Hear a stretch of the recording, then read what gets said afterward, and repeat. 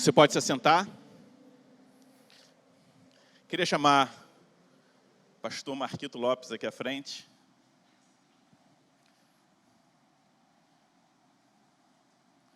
Já tem um tempinho que o Marquito não vem aqui na igreja, agenda muito difícil.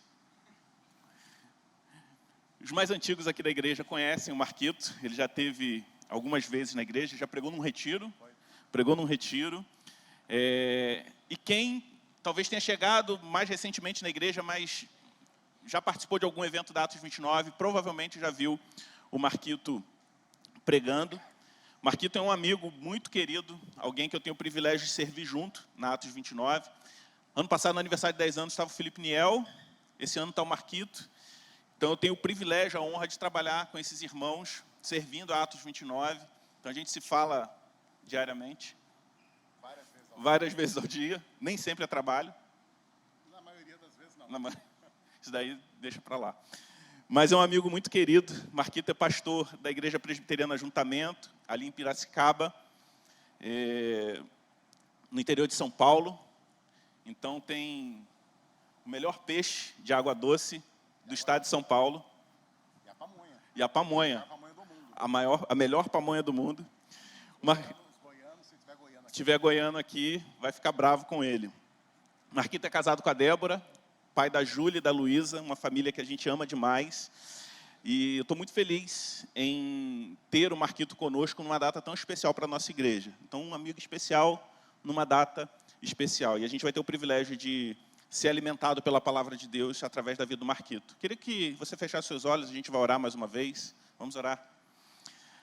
Deus, nós te agradecemos pela vida do Marquito, te pedimos que ele seja um instrumento teu nessa noite para trazer a tua palavra aos nossos corações. Obrigado, Senhor Deus, pela vida do teu servo, pela sua família, pela tua igreja.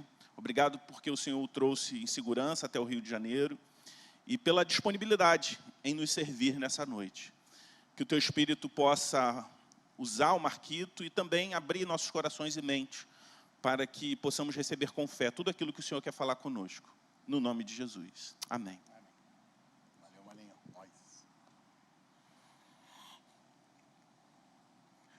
Eu agradeço, viu, Cristiano? E eu, infelizmente, prometi ao Cristiano que não ia contar alguns causos. Então, vamos fazer o seguinte, eu não vou contar causo nenhum do Cristiano. Mas, às vezes, talvez na mensagem eu cite um amigo meu, que não é o Cristiano, tá bom? Então, se acontecer, por favor, não façam essa leitura equivocada, achando que eu estou falando do Cristiano. Prazer estar aqui com vocês. Quantos aqui conhecem Piracicaba?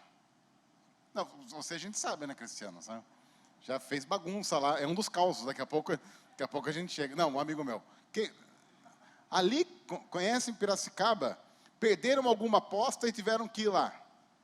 Não foi, conhece como? A trabalho. Poxa. O irmão também a trabalho? Ah, de Bauru ali, não é assim, mais ou menos perto, terra do grande Norusca, noroeste de Bauru. Tudo bem. Quem mais? Ali também, ó. Muita gente que conhece Piracicaba, é um centro.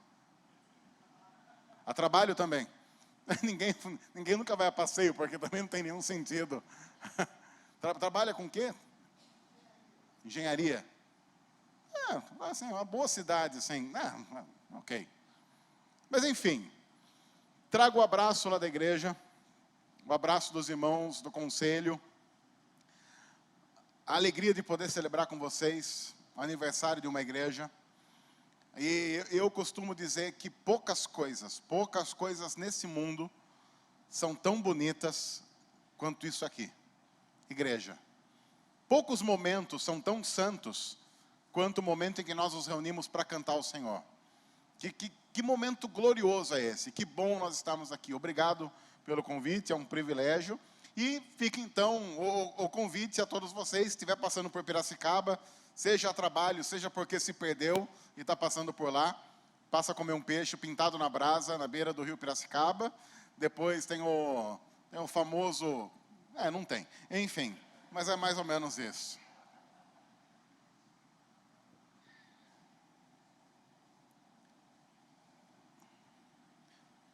não sei se você já notou que ninguém, ou quase ninguém, leva a vida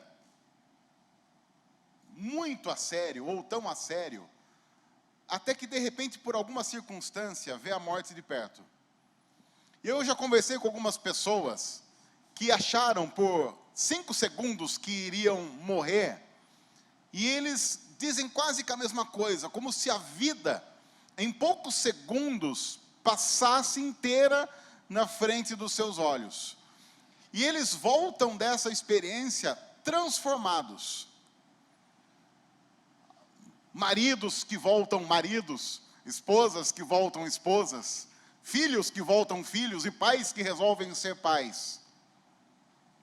Mas até que alguns momentos na vida como estes aconteçam, a gente vai vivendo a vida, administrando as coisas, não vivendo do jeito talvez que nós deveríamos viver, mas também não vivendo do pior jeito possível. Sabe aquela administração da vida, que a gente olha para o nosso coração, para a nossa própria existência e pensa, eu não sou o melhor cristão, o melhor pai, a melhor esposa, o melhor filho, mas eu também não sou o pior. Eu tô numa média aceitável. Eu estou ali naquele montante em que talvez a maioria se encontre, em que nós não somos os grandes homens e mulheres de Deus do nosso tempo, mas também nós não somos os grandes crápulas da história. Somos pessoas vivendo a nossa vida do jeito que a gente consegue. Aquela vida que a gente vai vivendo, e a gente conhece muito bem, em que a gente sempre está na expectativa de que algo possa acontecer para nos tirar da zona de conforto. E a gente vai orando para que isso não aconteça. Eu brinco lá na igreja dizendo que se você estiver orando no seu quarto e aparecer uma grande luz, se você puder, corra o mais rápido possível. Porque todas as vezes em que pessoas vivendo essa vida tranquila, esse dia após dia diante de Deus, administrando as coisas, essas pessoas quando tiveram um encontro com o Senhor, tiveram as suas vidas completamente transformadas e transtornadas. Muitos regimes, por exemplo, e eu sei disso, eu conheço a parte do regime, não essa próxima, mas muitos regimes começaram, por exemplo, com uma ameaça de infarto. Eu estou dizendo tudo isso porque há um grande contingente de pessoas que vão levando a vida com Deus exatamente da forma como vão levando a vida comum. Nada muito sério. Vamos levando. Eu sei que eu deveria orar mais, mas quem ora? Eu sei que eu deveria ler mais a palavra, mas quem lê? Eu sei que eu deveria sempre estar um passo além de onde estou, mas vamos ser sinceros, né, pessoal, que ninguém nos ouça. Quem é que dá esse passo além? Eu não sei se você se lembra, a gente é tão relaxado nas coisas, que teve uma coisa boa que a pandemia fez com a gente. Se há uma coisa que a pandemia fez com a gente, ensinou a nós brasileiros agora, falando mais do povo brasileiro, o que a pandemia ensinou para nós, povo brasileiro, foi o quê? Lavar as mãos. Porque nem lavar a mão a gente sabia direito. Lembram disso? Tinha vídeos mostrando como lavar as mãos. E eu lembro que eu estava assistindo esse vídeo e falei, então é assim. Olha, e desde então, 2020, eu tenho lavado as minhas mãos. Não que eu não lavasse antes, mas você entendeu, né? Sabe aquela coisa de joga uma aguinha ali, que as bactérias morrem tudo afogada. E a gente descobriu que não. E às vezes na vida, a gente chega a um ponto em que a gente nota que o casamento está acabando. A vida estava tão tranquila, até que o cônjuge chega e diz, não dá mais. Aquele momento na vida em que a gente nota que um filho está se perdendo, em que o filho, a filha chega para a gente e diz, pai, eu não acredito mais. Eu não acredito no que você acredita. Eu não creio mais como você crê. Aquele momento em que a gente está flertando quase um namoro com a falta de fé. Como olhar para Deus pensando, será mesmo?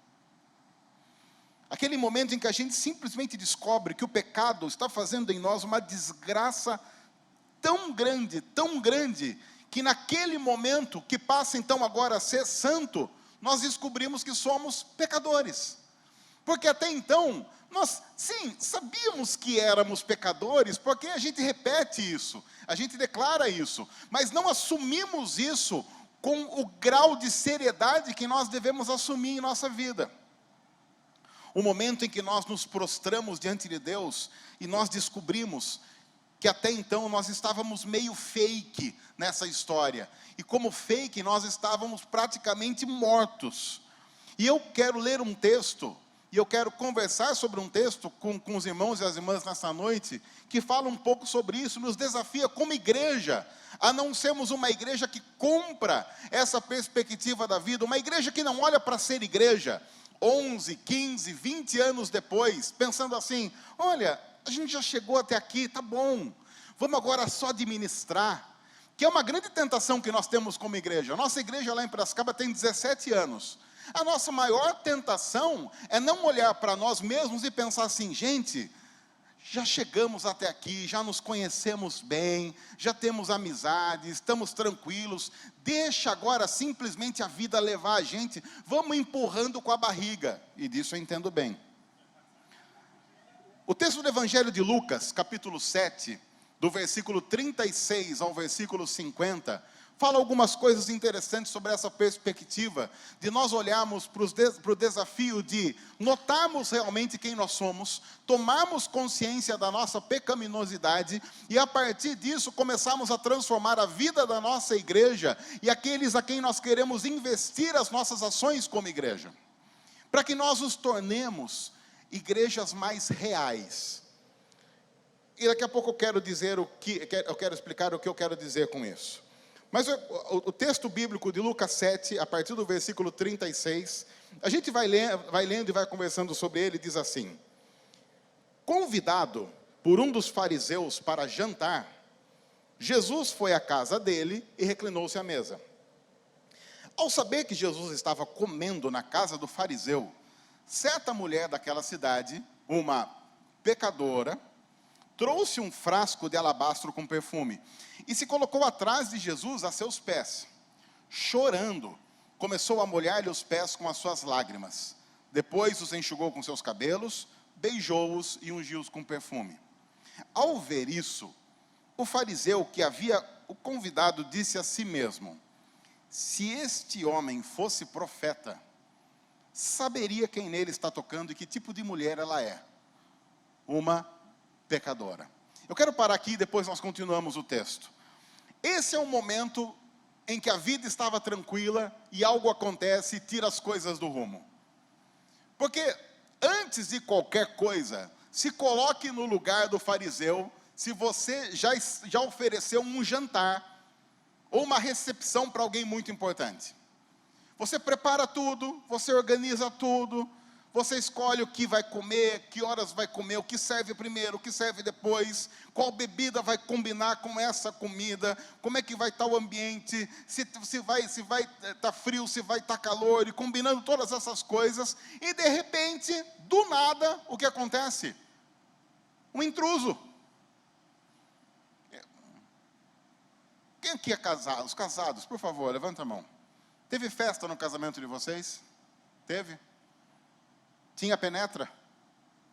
Tinha aquelas pessoas assim que depois você olhou e falou assim: meu amor, quem que era aquele? E a sua esposa, seu marido falou assim: não sei, eu achei que era algum parente seu que eu não conhecia. E aí você descobriu que tinha penetra. E às vezes, o penetra não apenas ele entra sem ser convidado, como ele causa. O penetra, ele gosta de causar. Tem alguns penetras que entram e eles querem ser notados. Saem tudo que é foto. Não tem uma foto dos noivos que ele não está ali atrás, fazendo alguma coisa. É exatamente o que nós estamos vendo aqui. Um desconforto. Porque uma mulher pecadora ficou sabendo onde Jesus estava jantando e resolveu e participar daquele jantar sem ser convidada. E é claro que quando pecadores vão se chegando próximos de Jesus, acontece a beleza da redenção e a desgraça da indignação daqueles que se julgam melhores do que uma pecadora. A gente poderia confabular a respeito de quais são os pecados dessa mulher, mas eram certeza daqueles pecados que talvez até hoje a gente pensa assim, esse não. Porque tem alguns pecados, vamos ser sinceros também entre nós, como família da fé, tem alguns pecados que a gente tolera, são aqueles pecados toleráveis, pecados brandos, pecados da família. Agora tem alguns que não dá, tem alguns que ofendem as nossas sensibilidades, e essa mulher era uma daquelas que tinha esses pecadão mesmo, caprichava no pecado. E então o fariseu, que convidou Jesus, vai dizer o quê? Olha, eu estou decepcionado, não com a mulher, porque a gente não vai esperar o quê de gente assim, né? É gente que entra nas nossas reuniões sem ser convidado, já imaginaram? A gente está aqui reunido como igreja, de repente entra uns pecador desse, e eu não vou citar nomes, porque estou no Rio. Daria para citar nomes hoje. Olha, eu estava vindo no avião assistindo o documentário, prestes a pousar no Rio e quase falando para o piloto, vamos voltar? Vamos voltar. Agora, vocês entendem onde eu quero chegar? Porque de repente, alguns desses grandes pecadores, daqueles que nós odiamos de verdade, porque cometem pecados que são odiosos demais, imagina se eles resolvem aparecer numa das nossas reuniões, porque eles descobriram que de alguma forma a gente está pregando Jesus, e eles então entendem que precisam de Jesus. Isso vai mexer com algumas coisas, porque talvez alguém chegue para algum amigo meu, sei lá, e diga assim, mas pastor, será que você não sabe quem é fulano? Dá uma olhada. Se fizer parte da nossa igreja, queima nosso filme. Será que a gente plantou igreja mesmo para 11 anos depois receber gente assim? Como é que a gente vai lidar com isso? Já imaginou, de repente, uma dessas grandes figuras pecadoras do mundo onde nós vivemos, seja de que lado for, resolve que vai frequentar a igreja, e aí descobre que tem um grupo pequeno na sua casa? Já imaginou na porta do condomínio? O porteiro interfonando para você e falando, ô, Zé, fulano está aqui. E aí você fala, pode entrar. Você vai ficar falado no condomínio inteiro. Alguém logo já vai pensar, sabia, tinha cara mesmo. Olha, esse sempre teve cara, não enganou ninguém. Se esse homem fosse profeta, ele nunca deixaria uma mulher dessa tocá-lo. Mas que vergonha! É coisa horrorosa que está. Estragou o jantar, perdi a fome. Eu não fiz o que fiz para Jesus, para que Jesus aceite qualquer tipo de gente na minha reunião, na minha casa. Esse lugar é meu. Esse lugar aqui não é de Jesus. Jesus aqui é um convidado. Ele tem que seguir o meu protocolo. Ele tem que comer o que eu servi, beber o que eu servi, e na hora que eu fizer isso, a casa aqui é minha. Jesus é convidado.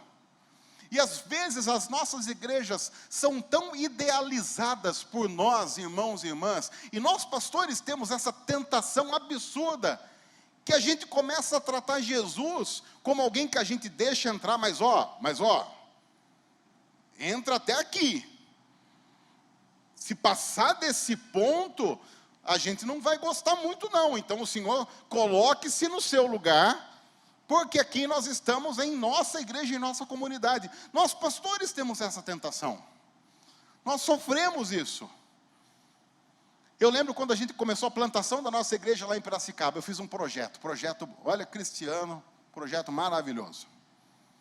Eu tenho esse projeto até hoje. Lá, eu tenho no computador, eu tenho impresso uma foto. Quem a gente ia alcançar, quem não ia alcançar, como ia ser, como não ia ser. O projeto é lindo. Funcionou? Não. Mas ele é bonito.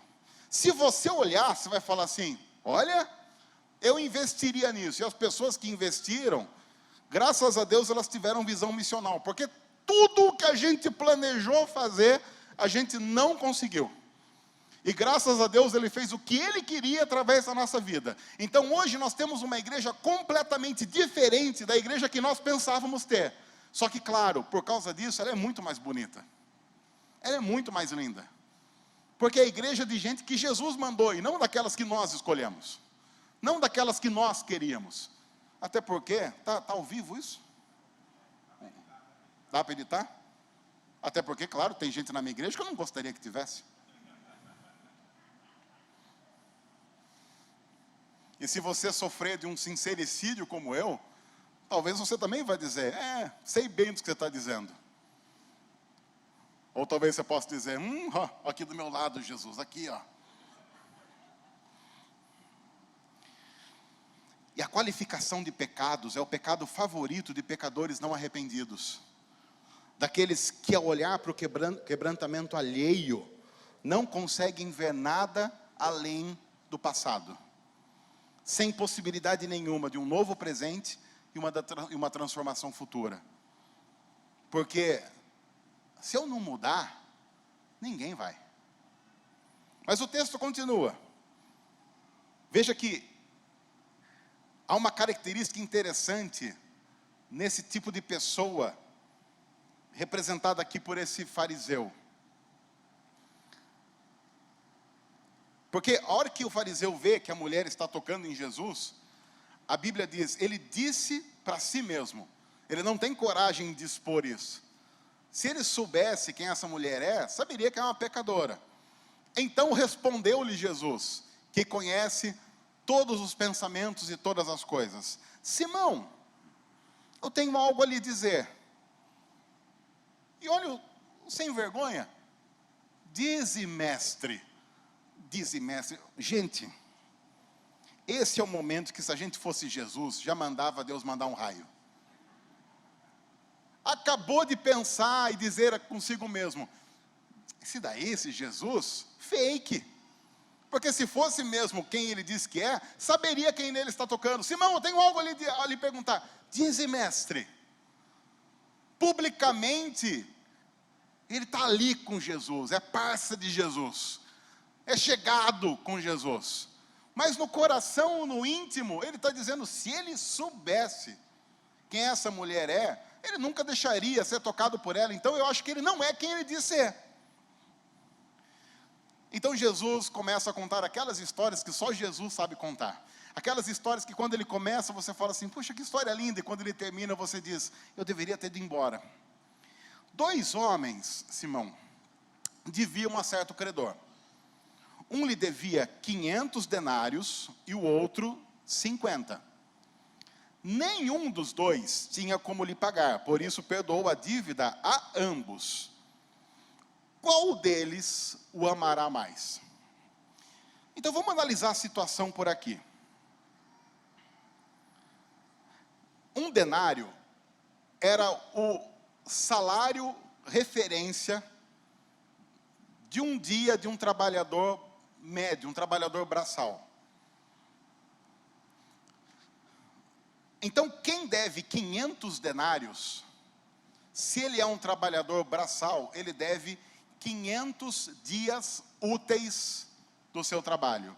Pessoal aí, por favor, pessoal que a gente é pastor, a gente não entende essas coisas. Não adianta perguntar para o pastor, não vai saber fazer essa conta. Mas 500 dias úteis aí, irmãos e irmãs, me ajudem. Dá quanto tempo? 500 dias úteis. Alguém sabe dizer? 2 anos, mais ou menos? Mais ou menos 2 anos. Então nós temos Jesus dizendo assim, olha, nós temos nessa história alguém devendo 2 anos do seu trabalho. O que significa dizer que, vamos ser sinceros, faliu. Isso não tem como pagar. Gente, 2 anos. Porque por mais que ele economize, ele vai economizar o quê? Ele já é um trabalhador comum, não tem onde economizar. E já está devendo 2 anos. No entanto, tem alguém do lado dele ali devendo quanto? 50, que dá o quê? 2 meses? 2 meses. Opa, peraí. Se eu chegar para você e falar assim, gente, eu estou devendo 2 anos do meu salário. Você ia dizer assim, ih, Marquito, acho que deu ruim. Mas se eu chegasse para você e falasse assim, estou devendo 2 meses do meu salário, o que você diria para eu fazer? Planejamento financeiro. Você ia falar assim, não, mas então, viu, não está desesperador. Fica tranquilo, vamos ver o que a gente consegue fazer, porque se você está devendo 2 meses, vamos cortar aqui, cortar ali, não tem muito onde cortar, mas olha, são só 2 meses. Só que Jesus, sabendo como o ser humano pensa, ele já encurta a história. Ele diz assim, Simão, antes que você comece a fazer conta a respeito de quem consegue pagar e quem não consegue pagar, eu já vou dizer algo nessa história. Eu quero incluir um detalhe nessa história. Nenhum dos dois tinha como pagar a dívida, porque claro, Jesus não está falando aqui de salário, de money, está falando da vida espiritual dessas pessoas. Ele está dizendo, tem gente que deve 500, tem gente que deve 50, ou talvez pense que deve 50. Mas quando nós estamos falando de pecado, quando nós estamos falando de rompimento com Deus, quando nós estamos falando de rebelião, não importa se você se rebelou por 500 ou se rebelou por 50. Ninguém tem como por si só pagar a dívida que tem com Deus do seu pecado. Não importa se o seu pecado é ter matado alguém ou ter mentido, não importa.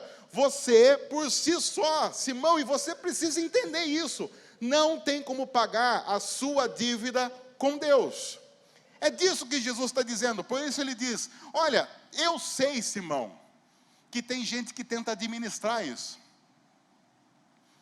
Como eu disse no começo, olha, eu não sou o melhor crente, mas também não sou o pior.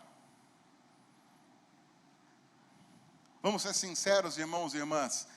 E eu quero dizer algo, como alguém que tem 46 anos, e 46 anos de igreja evangélica. Porque eu sou filho de crente, neto de crente, bisneto de crente e trisneto de crente. Eu tenho o privilégio de ser de uma geração longa de crente. E também o problema. Porque claro que eu aprendi todos os segredos de administração religiosa, eclesiástica do coração humano. E onde é que eu aprendi isso? Entre nós mesmos. É claro que eu aprendi a 2 coisas. A primeiro, achar que eu sou dos 50. Porque, deixa eu dizer uma coisa aqui para vocês, e nesse contexto eu sei que eu posso dizer isso com muita tranquilidade. Eu sou presbiteriano raiz. E dizer isso numa igreja batista tem um peso maior. Porque se eu digo isso numa igreja presbiteriana, sabe o que o pessoal faz? Tudo assim. Numa igreja batista, a informação cai do jeito que ela deveria cair, do tipo, e daí? Tá bom, parabéns. Não mudou absolutamente nada. Mas eu aprendi que não. Eu aprendi que eu tenho pedigree. Eu contei na conferência da Atos. Eu não sei quantos aqui conhecem José Manuel da Conceição.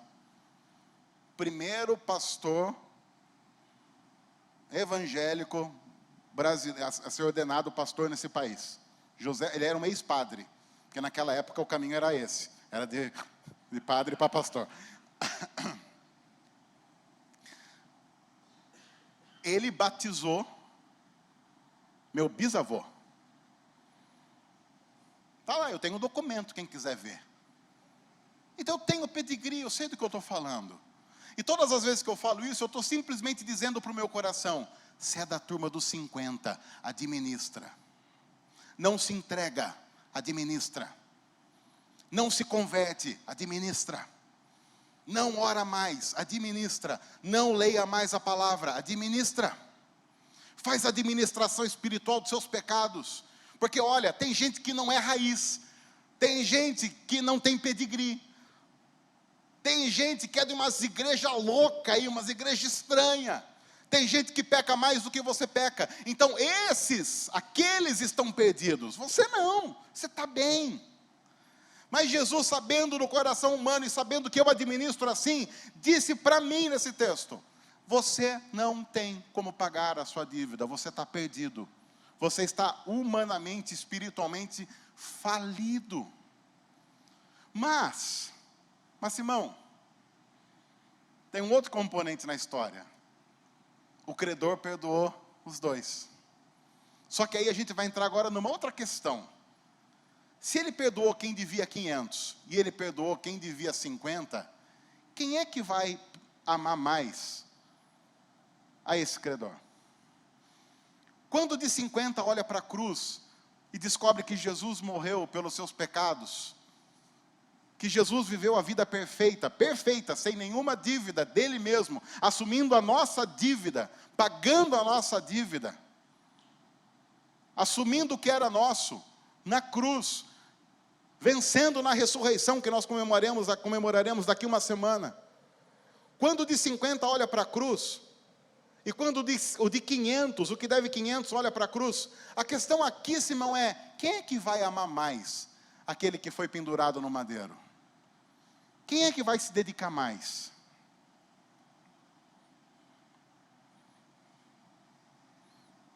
Simão respondeu: eu suponho que aquele a quem foi perdoada a dívida maior. E aí a gente poderia pensar que Jesus iria dizer: não, todo mundo ama igual. Olha, não. No fim do dia, todo mundo vai amar igual. Não, ele não diz isso. Ele diz: você julgou bem. Você está certo. Quem tem a noção de que teve 500 denários perdoados, é óbvio, é claro, vai amar mais de quem tem a noção de ter 50 denários perdoados. Você julgou bem. Em seguida, então, ele vira-se para a mulher e diz a Simão: vê essa mulher? Eu entrei na sua casa, mas você não me deu água para lavar os pés. Ela, porém, molhou os meus pés com as suas lágrimas e enxugou com os seus cabelos.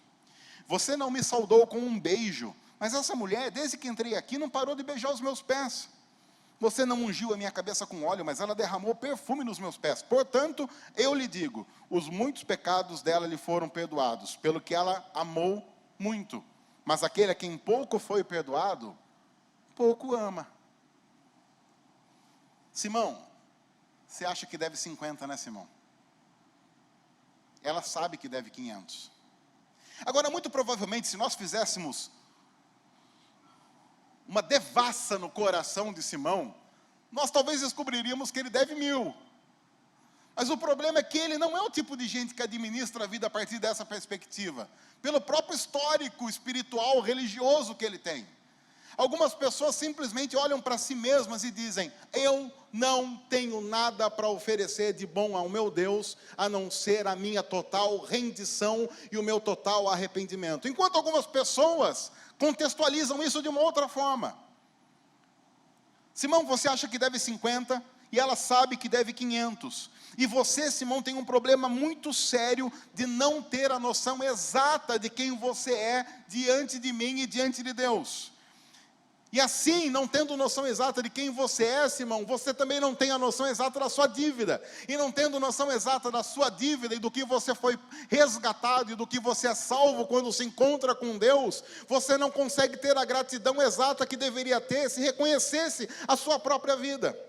E por que eu estou dizendo isso no aniversário de 11 anos de uma igreja? Porque, como pastor, eu sei que nós temos a tendência de receber e investir mais na turma dos 50. A turma dos 50 dizima mais rápido. A turma dos 50 se dispõem para trabalhar mais rápido. Tudo, lógico que tudo do jeito deles. Agora, a turma dos 500, quando chega, dá um trabalho. Olha, se as salas de aconselhamento falassem, né, Cristiano? Oh, gente, às vezes eu chego em casa, cansado. Aí a Débora pergunta, amor, foi complicado hoje? Amor, foi tão complicado que eu fiquei com saudades da sua mãe.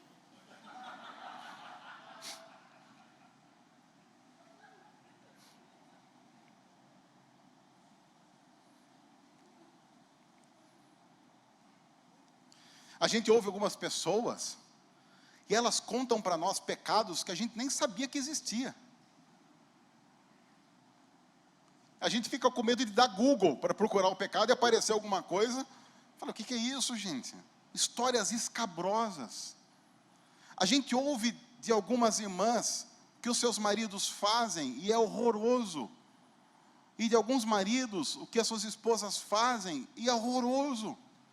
A gente ouve de alguns filhos como são os seus pais, e algumas vezes a gente volta para casa com ânsia de vômito. O pecado, fazendo isso com a gente. Mas são aquelas pessoas de 500 que chegam e dizem, pastor, eu estou aqui porque eu cheguei à constatação que a única esperança para a minha vida é Cristo. E eu estou totalmente rendido. E aí a gente vai trabalhando, a gente vai pregando, vai ensinando, vai discipulando, e passa um tempo, são pastores, são missionários, são evangelistas, são homens e mulheres de Deus, são filhos abençoados, pessoas regeneradas e trabalhando que nem louco na igreja, porque eles sabem, nós somos da turma dos 500. E eu acho que para nós o grande desafio como igreja, quando nós comemoramos mais um aniversário, é o desafio de nós notarmos duas coisas importantes. Primeiro, a noção exata de quem nós somos. Meu irmão, minha irmã, se você entrou nesse lugar hoje achando que você é dos 50, se converta à turma dos 500. O que é um convite estranho, porque sim, eu estou dizendo que nós devemos simplesmente dizer que nós somos muito piores por nós mesmos do que nós imaginamos. Porque Jesus nos salvou não apenas do que nós fizemos, mas de todas as potencialidades daquilo que nós poderíamos fazer se não tivéssemos nos convertido. E que a gente como igreja comece a ter o profundo desejo de encher a nossa igreja com a turma dos 500. Nós deveríamos fazer programação para evitar que a turma dos 50 chegue. E quando chegue, indicar a igreja de algum pastor que a gente não gosta. Dizer, vai lá, é mais perto da sua casa. Não, mas eu sou vizinho. Ih, mas aí, vizinho aqui terrível. A questão aqui é que o amor está intimamente ligado ao que Jesus fez por nós na cruz. E ao quanto fomos perdoados na cruz. E se você talvez não tenha noção de como nós realmente somos, eu queria propor um desafio. Que nessa semana, e você vai entregar esse desafio na Páscoa, no culto de Páscoa, olha que coisa maravilhosa. E você é um cristão, né? Lógico, então você não vai ter problema em assumir esse compromisso. E nós vamos assumir o compromisso dizendo assim, Senhor, se eu falhar nesse compromisso, o Senhor pode me matar, me fulminar, instantaneamente, em qualquer lugar onde eu estiver, e não assumir não cumprir o compromisso. Que é o compromisso de nessa semana, você vai só dizer a verdade, o que você pensa para todas as pessoas com quem você se encontrar. Vale também, inclui marido e esposa. Ok? Aí eu quero pedir quem quiser assumir esse compromisso que vem à frente, ajoelhando e chorando, não faça isso. Ah, mas vamos fazer para 24 horas.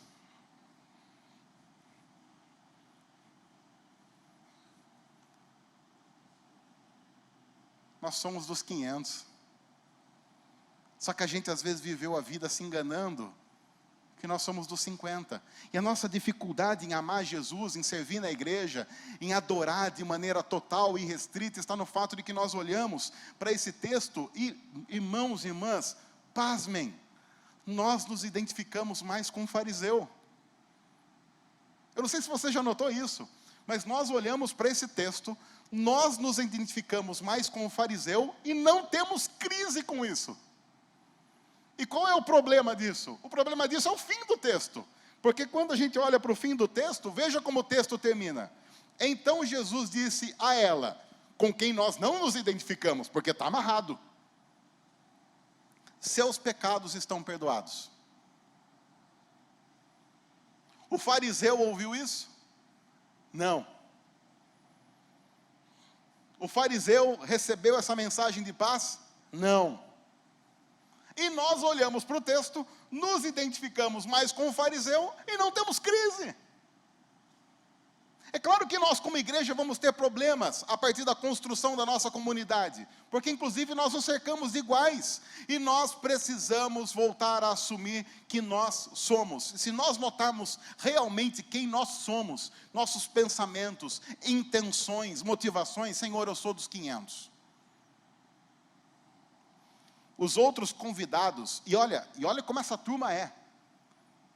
Jesus diz para uma mulher, uma notória e reconhecida pecadora: os seus pecados estão perdoados. Nessa hora, era para começar o louvorzão. Nessa hora é a hora da banda subir, já começar, já toca uns louvorzão mesmo, toca tudo que é louvorzão, até Cassiane. Os outros convidados, então, porque claro, tinha muita gente de 50 ali. Os outros convidados começaram a perguntar: quem é esse que até perdoa pecados? De que linha teológica ele é para fazer um negócio desse? Continuista demais para o meu gosto. Jesus disse à mulher: mulher, sua fé salvou, vá em paz. É claro que não há, em hipótese alguma, outra possibilidade de paz, a não ser ouvir de Jesus: seus pecados estão perdoados. Não há uma outra possibilidade de paz com Deus. A única possibilidade de paz com Deus é exatamente essa. Mas você já notou que logo depois que Jesus diz para a mulher: seus pecados estão perdoados, sua fé a salvou, ele diz: agora, para a sua sanidade, sai daqui. Sai daqui.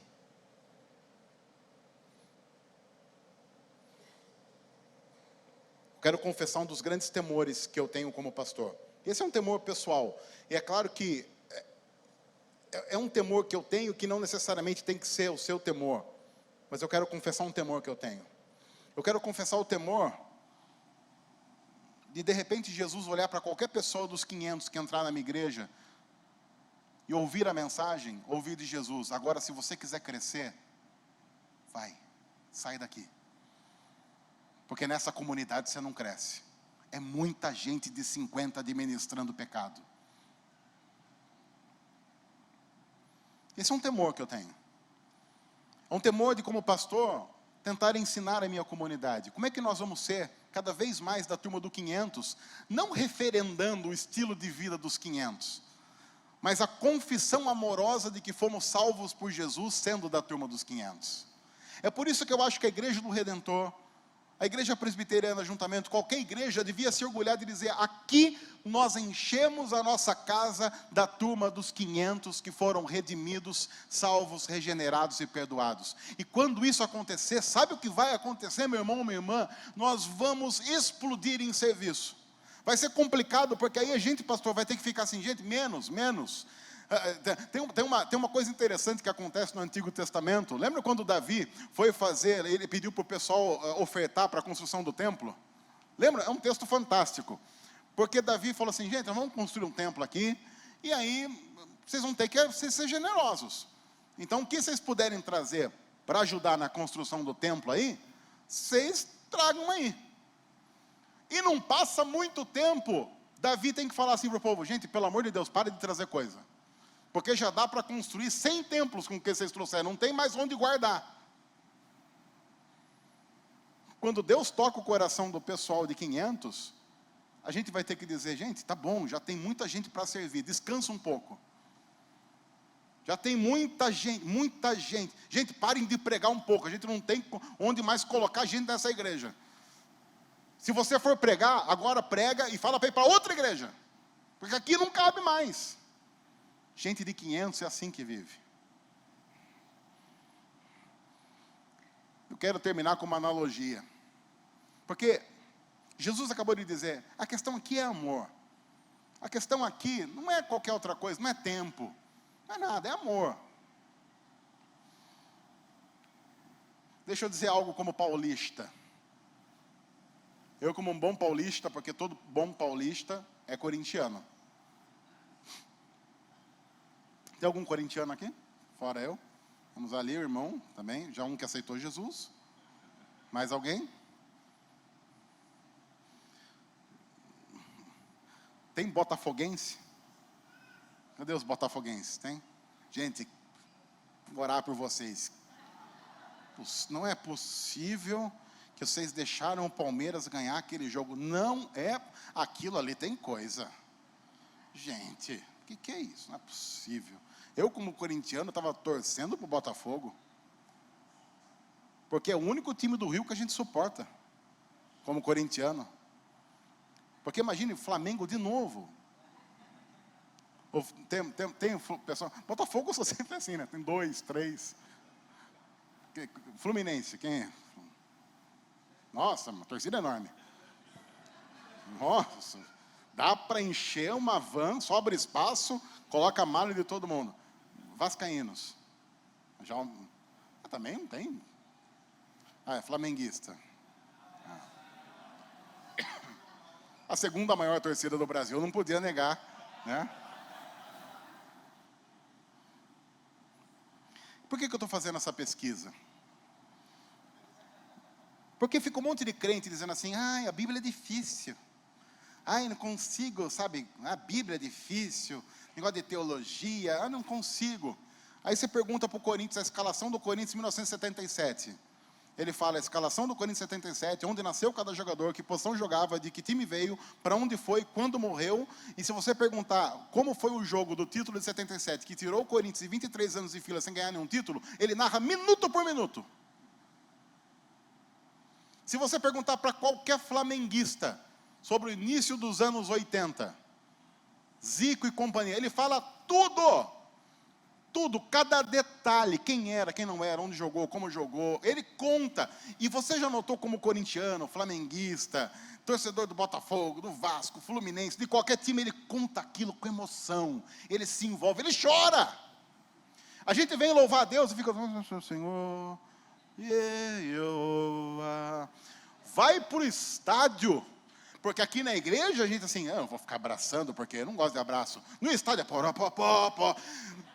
Eu lembro de em jogo do Corinthians, e eu fui abraçado por gente que eu nunca vi na vida, e gostei. Uns homens tudo suado, uma desgraça, um calor insuportável. Você já deve ter enfrentado aqui no Rio Maracanã a 60 graus, e ficou feliz, pensando assim, tinha que ter todo dia. Aí a gente põe essa turma de 50 na igreja, meu Deus, se tiver 28 graus e meio, olha, não dá. Gente, não dá. Sabe, amor, eu não aguento. Fica um marmanjo que estava no Maracanã, morrendo no jogo do Flamengo, falando, passei mal, baixou minha pressão na igreja. E eu estou dizendo isso porque eu gosto de futebol, sou corintiano, já fui em estádio, e eu não estou dizendo isso por causa de vocês, estou dizendo isso por causa de mim. Eu sou esse. Eu sou o cara que todo dia fica se enganando que é dos 50. Aí Deus fica falando, não é, você é dos 500. Lembra que você é dos 500. E enquanto eu não lembrar de verdade que eu sou dos 500, eu não amo tanto. Porque a gente sempre fala e se emociona com aquilo que a gente ama. O problema é que a gente está amando errado. Lembra quando você conheceu o seu cônjuge? Quando se lembra do primeiro encontro? Quando você olhou para aquela manceba, aquele mancebo, e ficou apaixonado. Só falava dele, dela. Meu Deus, seus amigos não aguentavam mais você. Eu cheguei a perder fome. Sério, eu cheguei a perder fome por causa da Débora, que hoje é minha esposa. Ela fala, poxa amor, podia voltar um pouquinho. Você está entendendo o que eu estou dizendo? A A gente não está falando de time. A gente não está falando de namoro. A gente está falando de Cristo. Simão, quem ama mais aqui? Mestre, eu acho que aquele que teve a dívida maior perdoada. Você está certo, Simão. Você está certo. E a minha oração e o meu desejo, terminando essa mensagem, é que a Redentor seja a igreja dos 500. Que você seja dos 500. E que seja uma igreja que ame como só o pessoal dos 500 ama. E que sirva como só a igreja dos 500 sirva. Que chore diante de Deus como só o pessoal dos 500 consegue fazer. Que suporte todas as adversidades como só o pessoal dos 500. Mas que somente esse pessoal pode ouvir de Jesus. Seus pecados estão perdoados.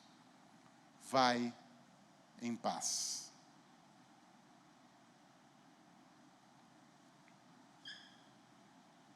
Já parou para pensar nessas palavras? Jesus disse para mim e para você: agora você tem paz. Você não está mais brigado com Deus. Eu reconciliei. A reconciliação está feita. E a única pessoa com quem realmente importa no mundo, você está de bem, eternamente. Que a gente louve e adore, como aqueles dos 500 que ouvem essa doce voz de Cristo. Senhor, obrigado por Tua palavra. Nós louvamos ao Senhor por ela e pedimos que o Senhor nos ajude a viver como igreja dos 500, que tenha noção do que o Senhor nos salvou, do que o Senhor nos regenerou, e como consequência dessa noção, serve, adora, se dedica, se consagra ao Senhor com tudo o que é e com tudo o que tem. Até o glorioso dia em que os céus serão rasgados e nós estaremos para sempre com o Senhor. No nome de Jesus nós oramos. Amém.